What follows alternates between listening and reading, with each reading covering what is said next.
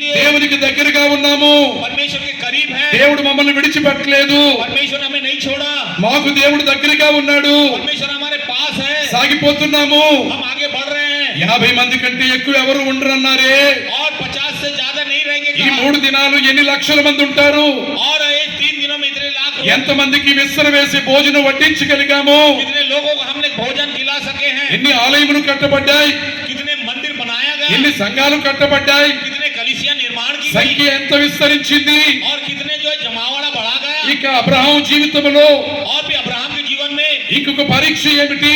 और एक परीक्षा क्या थी. నీకు ఒక్కడైన కుమారుని और तेरा एक बेटा మోరియా పర్వతాల్లో ఒక పర్వతం మీద और बोरिया पर्वत के ऊपर దహన బలి చేయమంటున్నాడు. वहां पे तू तेरे बेटे को बलि चढ़ा दे. పరీక్షలన్నిటిలో చాలా గొప్ప పెద్ద పరీక్ష ఇది. सारे परीक्षा में ये सबसे बड़ी. ఏ తండ్రి తట్టుకోలేడు ఇలాంటి పరీక్షలు. कोई भी पिता ये बर्दाश्त नहीं అనగా करेगा. మన బిడ్డల మీద కూడా और उनके पास ना होने पर పరీక్ష రావచ్చేమో కానీ हो सकता है हमारे बच्चों के विषय में మన బిడ్డలు సజీవముగా ఉంటారు, हमारे बच्चे जीवित रहेंगे, శక్తితో ఉంటారు.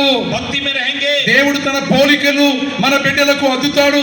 और परमेश्वर अपने पहचान के ఎన్ని द्वारा పరీక్షలు ఎదురైనా चाहे कितने भी परीक्षा आ जाए విశ్వాసి ఓడిపోడు. विश्वासी कभी हारेगा नहीं. ఎవరి మట్టుకు వారు అనుకోండి, और जो जाना चाहे ఎవరి चलेगा. మట్టుకు వారు గుండె మీద చేయి వేసి అనుకోండి, और सबके अपने अपने सीने ఎవరి మట్టుకు వారు గుండె మీద చేయి వేసి అనుకోండి. सब अपने अपने सीने पे हाथ. ఎన్ని పరీక్షలు వచ్చినా, चाहे कितने भी परीक्षा आ ఎన్ని जाए, పరీక్షలు వచ్చినా कितने परीक्षाएं आ నా जाए, దేవుని బట్టి నేను ఓడిపోను. मैं मेरे परमेश्वर के నా हारूंगा. దేవుని బట్టి నేను ఓడిపోను. मैं परमेश्वर के हारूंगा नहीं. పరీక్ష మాత్రమే కాదు, परीक्षा ही नहीं, పోరాటం ఉన్నది. 4వదిగా చూస్తే मेरे लिए एक युद्ध है. అబ్రహాము 5 రాజులతో పోరాడాడు, और अब्राहम 5 राजाओं के साथ में युद्ध किया. కానీ జయం వచ్చింది కానీ ఓడిపోలేదు. वो हरा नहीं बल्कि जय प्राप्त किया. పౌలు గారు పోరాడినట్టే సేవ చేశాడు. और पौलुस ने लड़ते हुए उसने जीत हासिल. ముగింపులో అన్న మాట ఏమిటి? और अंत में कही भी बात, మంచి పోరాటం పోరాడానన్నాడు. मैंने अच्छी कुश्ती लड़ी है, నా పరుగు తుదముట్టించానన్నాడు. मैंने अपने दौड़ को पूरी की है. పోరాడేవాడు और लड़ने वाला ఒక రోజున పోరాటం తర్వాత విజయాన్ని పొందుతాడు. और लड़ने के बाद में वो एक दिन जीत हासिल ఒక రోజున గురి దగ్గరకు చేరి एक दिन वो लक्ष्य तक पहुंचकर జై జెండా ఎగరవేస్తాడు. और जय का झंडा लहराएगा. ప్రతి చోటున జై జెండా ఎగరవేయించాడు దేవుడు. हर जगह में जो जय का झंडा लहराया అది మాత్రమే కాదు, वही नहीं. అబ్రహాము జీవితంలో 5వదిగా और अब्राहम के जीवन में 5वां विषय ఫలింపులోనికి వచ్చాడు.